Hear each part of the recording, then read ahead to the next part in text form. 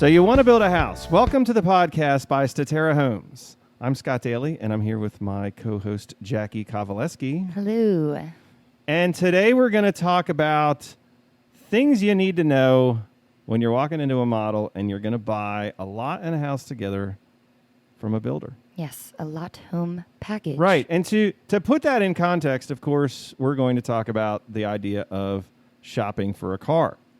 Naturally. Right. Jackie, have you ever purchased a car from a dealership? I have. And what was that experience like for you? It was fine because I had my parents with me. Right. Because I could not do it myself. Right. And so people think that is like one of the worst. It is. It's intimidating. And you feel like you don't know enough because my knowledge of cars is limited. And so I reach out to people that have done it, and those are my parents, and I ask for advice and help because it's something I want to get right. Right. So I live just outside of Lewis, Delaware. Love it down here. I've lived here for almost 20 years. And you're old. I'm old. And so the traffic's a little screwy. And so across Route 1 from where my neighborhood is, there is a 24-hour Walgreens. So we shop there a lot because Walgreens, has groceries and stuff like that. Good deals on candy, and at my age, I shouldn't be admitting to candy, but no, that candy aisle it's good, right? Legendary. Yeah, it is. That's the one to go to, right? For sure. And they always have these 2 for specials, and I'm like, I don't really need 2 packs of Starburst only red, but somehow I walk out with them. Oh, so you're only getting 2 things of candy? Sure. Right. Anyway, so the easiest way to get back to my house is to cut through a car dealership, which is right on Route 1. And maybe I shouldn't confess to trespassing, but I'm sure they have me on video doing it. And I have purchased vehicles there, so I'm a former customer.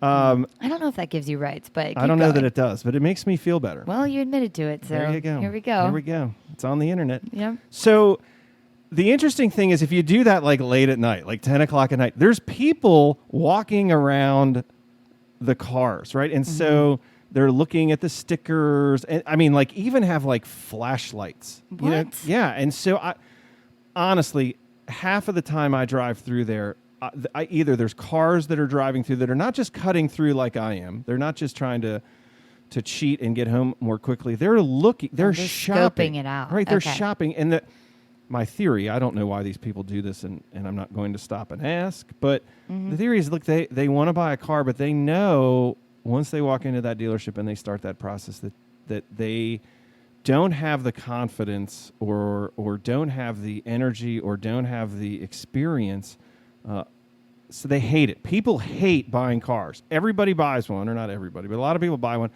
And it's almost a universally miserable experience. Yes, there's anxiety, for sure. Right. And so the funny thing is that I think people have a lot of the same feelings when they're walking into a model home by a builder. And I think that's kind of sad. Right. But I don't think it's completely unjustified. I just think it's kind of sad. Right? You wish it were different. I wish it were different because... like a car, like you even said, like, I don't really know a lot about cars, but you've been driving them for years.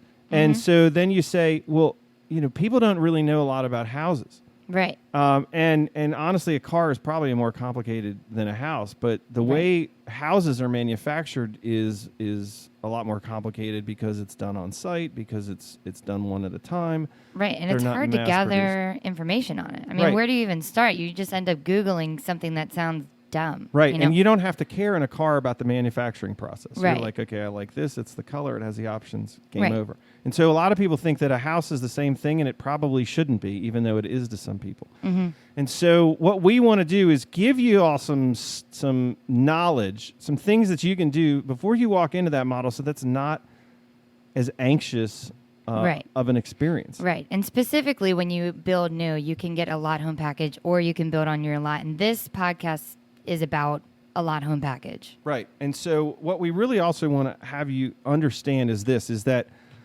the National Association of Home Builders says that 46% of people that buy a house at some point in that process look at new construction. But new construction only ends up being 10 or 15% of the residential United States market. So that means 4 in 10 looked, 1 in 10 bought. Mm-hmm. So those other 3 in 10, where did they go? And I think some of them just looked at the process and said, it's too intimidating. Yeah. I don't understand it. Right. I talked to some high-pressure salesperson that really put the screws to me to sign a contract or whatever. Right.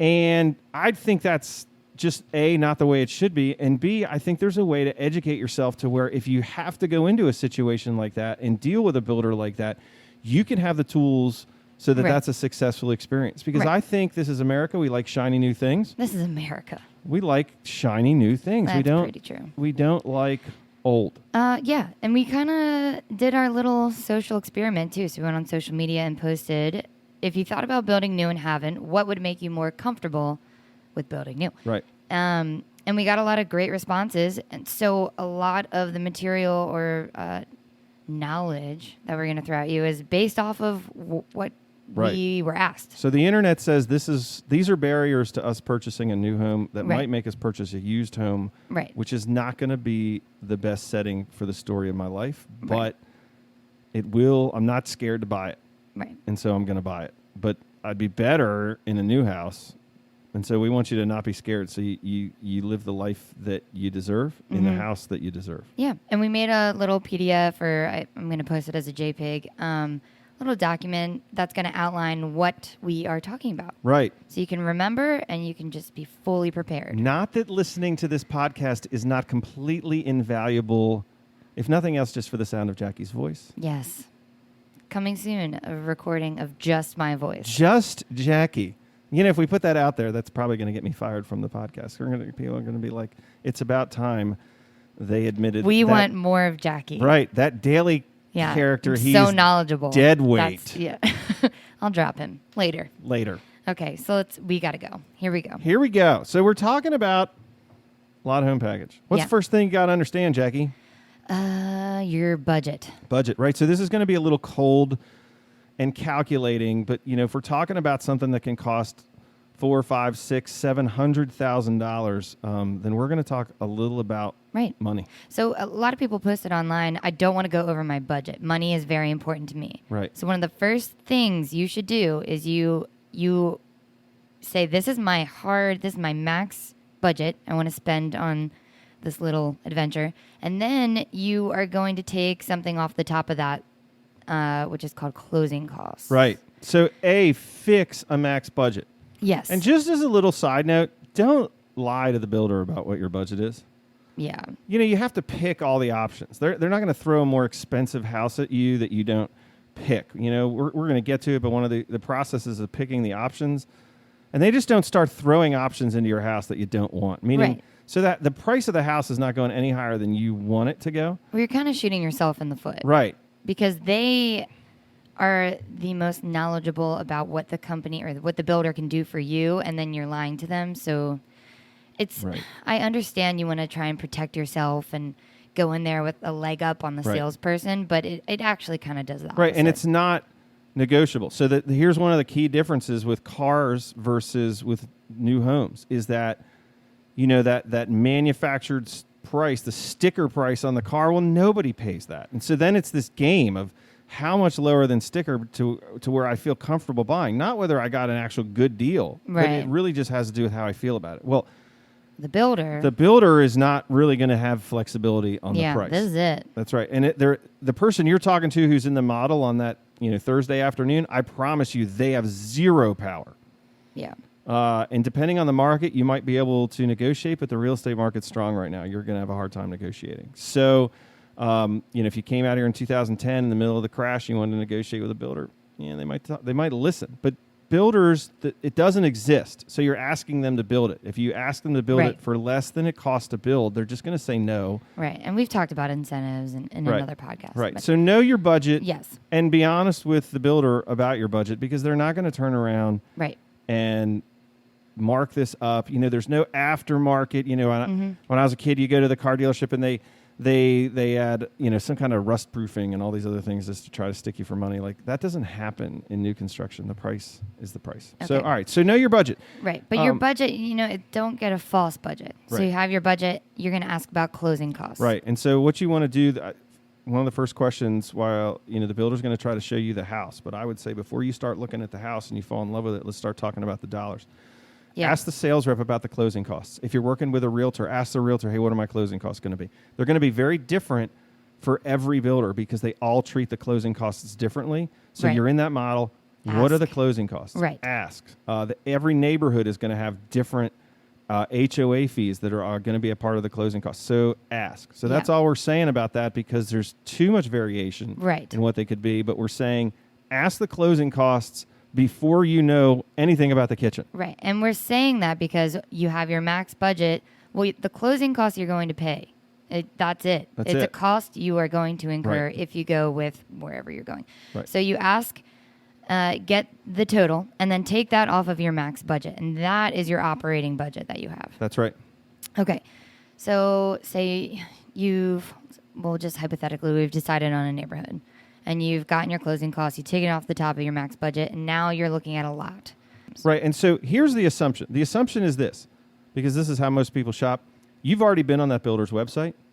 You know their base pricing, and you know the models they offer. And you wouldn't go to that neighborhood if you didn't think there was a floor plan that they offered that might fit your needs. Sure. So let's assume that you think, hey, there's a floor plan that's in the ballpark of what I like, what I want.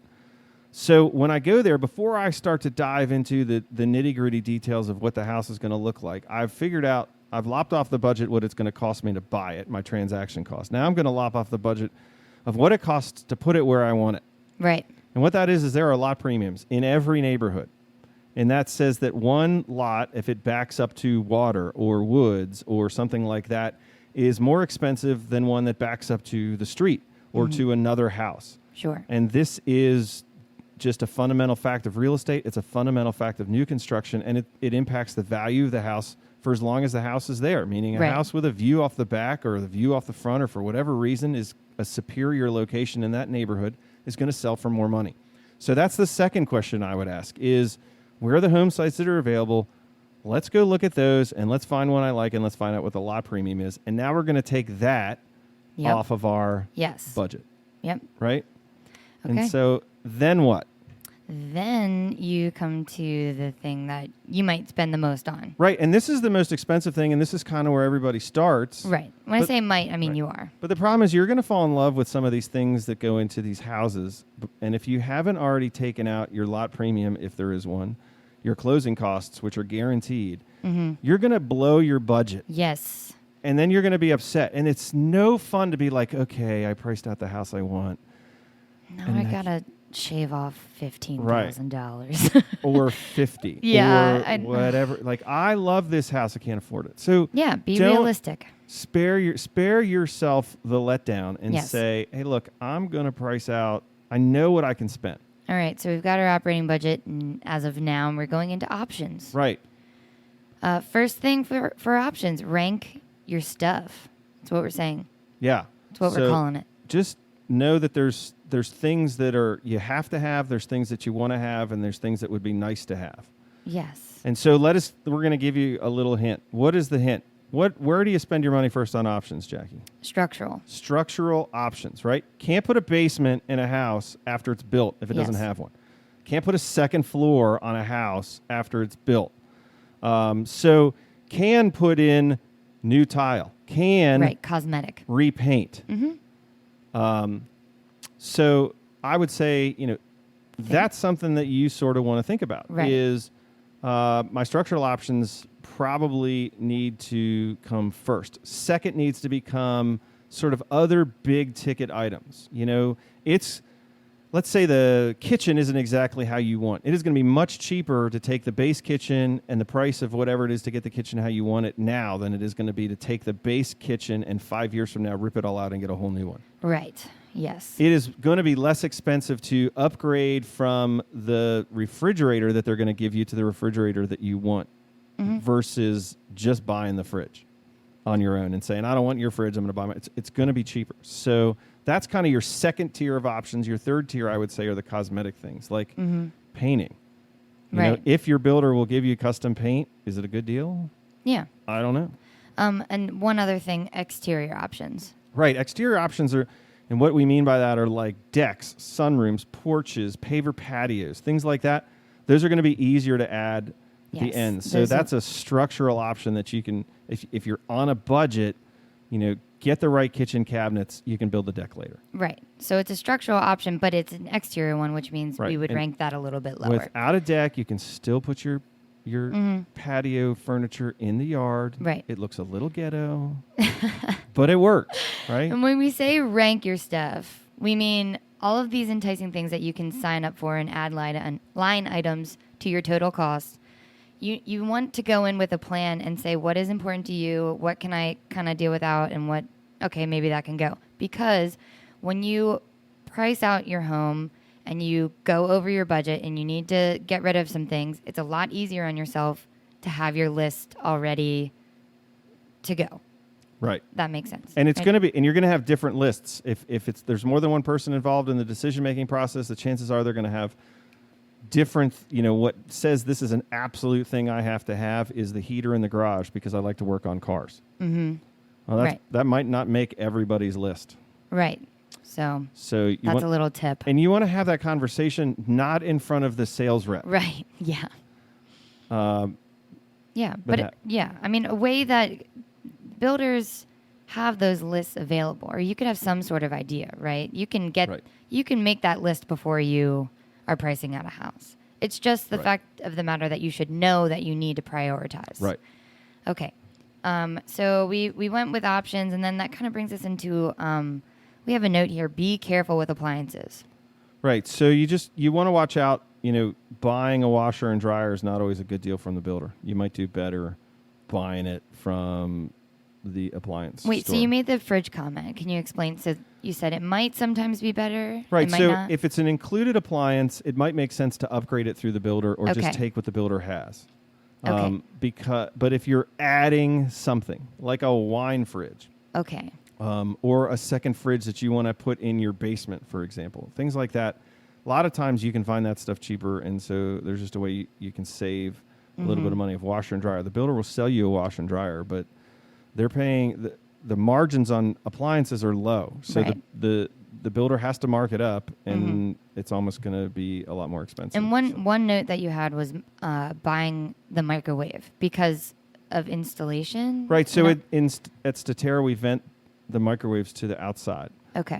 Assuming the microwave sits over top of your range. What we really should say is we vent the fan hood to the outside. And in a lot of cases in the houses we build, the fan hood is the bottom of the microwave because the microwave's sitting over top of the stove. So most builders do that? Vent to the outside? No, some builders do. Some builders don't. Right. But if you're saying, hey, we're going to save money, we're not going to install that vent hood, Maybe. maybe think about doing that Yeah. if you want it to vent outside from the builder, Okay. because then you're cutting a hole in your roof, things like that. So So that would be one thing. Just go with the builder. just go with the builder. Okie doke. All right. What do we have? So change orders. Change orders. So this is another thing you just probably want to understand up front is you're going to price out and pick out all these things in the house, and you're going to have a lot of choices with some builders. You're going to have very few choices with other builders, but ultimately you're going to get in the house. Just about every builder is going to have you do a couple of walkthroughs while the house is under construction. Sure. When you get in that house through one of their scheduled walkthroughs, you might see something that you want to be different. Mm-hmm. And so if you see that, which is almost a guarantee, the question you want to ask the builder way early on is, hey, what's your change order policy? Right. The right answer from a builder, in my opinion, should be we allow changes within reason, and we'll let you do that. So let's say you want to add a floor outlet to your house, right? So open floor plans are the thing today. They're just about what everybody builds, and there's nowhere in the middle of the room to plug something in. Right. So you want an extra floor outlet. And I say extra because we include a floor outlet. So let's say you either want a floor outlet or you want an extra floor outlet. Right. It makes sense to say, can I add that after the house is under construction? Somebody might say no. And you have to be aware of that and be aware of that up front, because you can be severely disappointed because you're looking at how things are done in the house while it's under construction, a wall in a certain location, or some electrical outlets or some lighting doesn't make a lot of sense for how you live. Do you have any flexibility with the builder? Sometimes you don't realize when you're picking it out on paper. Right. It just happens. It's a very different experience. So one thing we said, if those are allowed, maybe put a little bit of money aside for that. Absolutely. Set aside some money in the budget Right. for after Correct. you've picked out all your options. Yeah, but ask that question earlier on. Early on. Even before you sign a contract. Yeah, okay. So. All right, so those are some tips for, I guess, managing your budget. Right. Another question you need to ask in the beginning is about money. So are you going to get money from a lender? Right. So if you're likely. getting a mortgage, you're buying a lot home package, they're going to require you to get an mortgage approval, which is not a pre-approval letter. It is a full application, underwritten.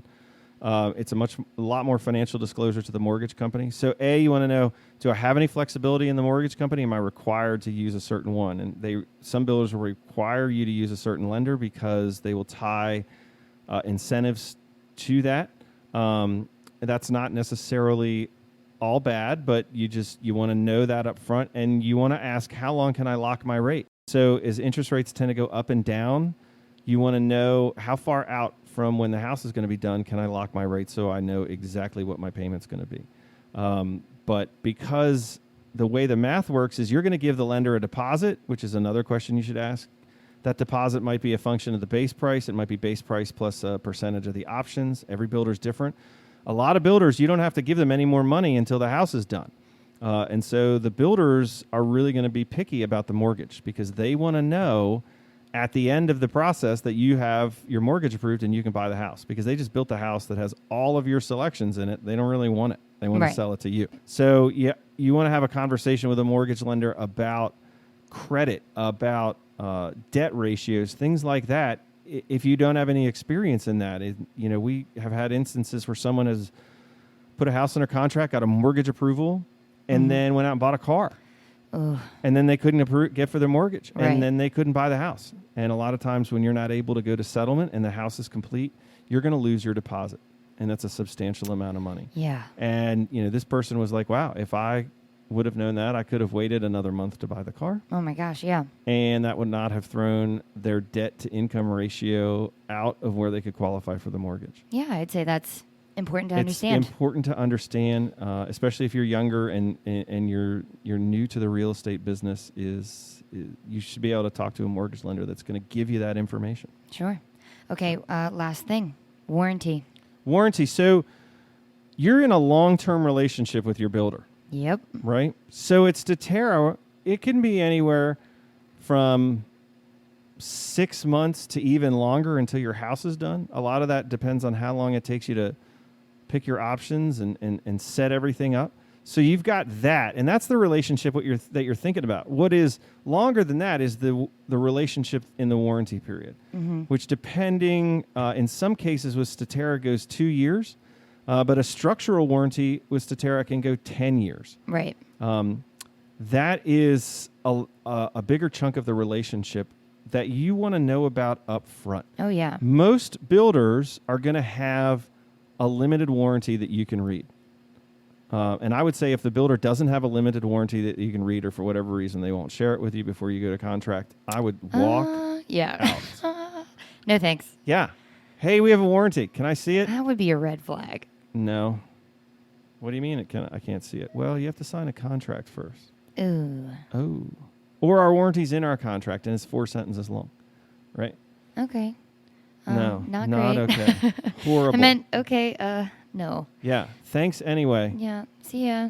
Be like, because again, so very expensive product. Right. People that are buying these are trusting the builder that the builder knows what they're doing because they don't understand all of the different trades and systems that go into the house. So you're basically going, I'm trusting that this company is going to do it right. And the warranty guide is going to tell you what right is. Right. It's going to tell you. Correct. It's going to tell you how things get fixed, when they get fixed, and if they get fixed. Right. And really, I liked when we were discussing this earlier before we started recording.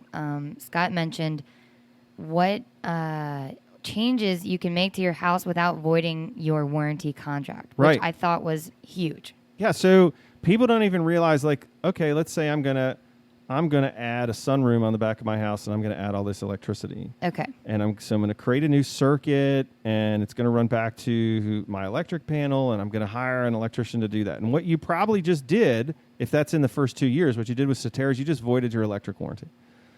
So if you want to do that, then you either need to call Statera and say, hey, I'm going to add a sunroom. I'm going to add a new 20 amp circuit to my breaker box, and I'm going to add all this stuff. And they're going to say, if you want to keep your warranty, you're going to use this electrician because you want to keep your warranty. And so most people, if you weren't told that, you're just going to add the sunroom and then you have a problem somewhere else in the house. We're going to come and look at the box and go, well, we didn't put that in. Right. And then you're going to be upset because you didn't know. Right. That is why you need to read your warranty. Read your warranty before you sign a contract because that's the long-term relationship. No builder is going to build a perfect house. So it's not just how perfect is my house going to be built, but it's going to be how is that company going to stand behind what it does. And if they can't give you a lot of specific detail on what they'll stand behind and what that means, what that warranty means, then don't be surprised if you have problems later. Yeah, no building. Isn't that what we said in another podcast? No building? No building. Yeah. Okay, so that was Lot Home Package. Right, and that's how a lot of people are buying it. We don't want you to be scared. We want you to be educated because a little bit of education allows you to confidently walk into a builder's model home and walk out with a house that is yours. You know, what I love about Statera is that these spaces are unique for the people and that it allows them to live the life that they want to live. And it's a space that is designed specifically for them, specifically for their lives. Mm-hmm. And that's exciting. Yeah, but we want more people to experience it. But exactly. We want people to experience that, and we don't want fear to be the reason why they don't. Right. You know, fear is not the only reason why people don't build new, but I think it's a big reason because it's expensive and scary. Yeah, and if you're listening to this and you have more questions, maybe we didn't cover something, or it led to another question, just comment on our Instagram or Facebook. Right. Or message us if you'd like. Yeah, we're always looking for different things that we can cover in the podcast that are what you want to hear about this process. Yeah. So. And this will be up on our Facebook page. So you can look for it. So this is the You Want to Build a House podcast. Nice. I'm Scott Daly. I'm Jackie Kowaleski. Have a great day.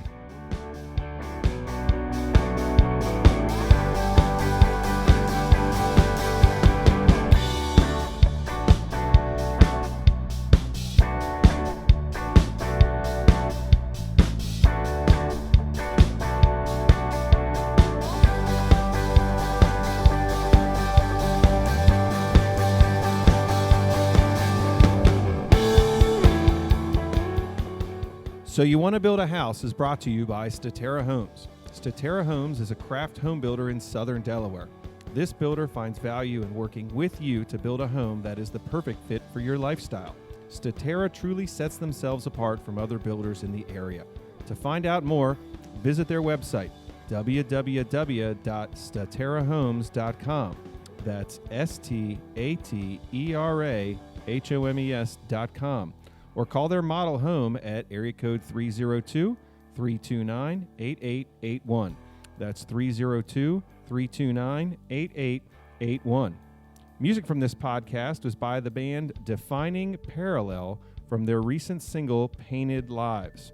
Thank you for listening to So You Want to Build a House. To stay updated on the most recent episodes, subscribe to this podcast on iTunes or Spotify or wherever you found it to begin with, or check out Statera Homes' website, which is again www.staterahomes.com. Thank you very much.